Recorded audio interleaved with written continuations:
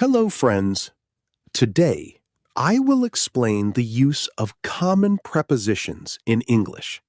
These small words are very important because they help us talk about time, place, and relationships clearly.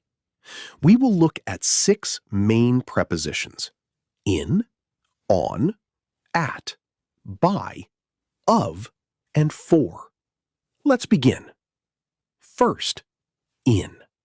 We use in for months, years, and longer time periods.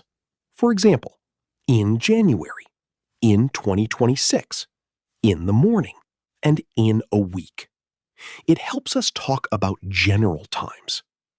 Next, on. We use on for days, dates, and specific days with parts of the day. For example, on Friday, on March 5th, on my birthday, and on Monday morning. It shows more specific time than in. Now, at. We use at for exact times and specific points. For example, at 6 a.m., at night, at lunchtime, and at the moment. It is used for precise times. Next is by.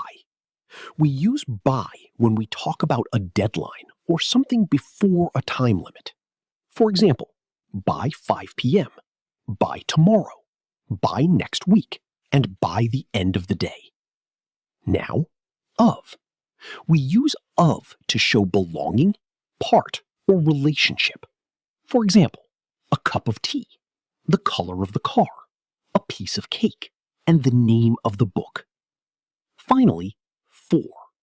We use for to talk about duration or purpose. For example, for 2 hours, for a week, for fun, and for you. Thank you for watching. See you in the next lesson.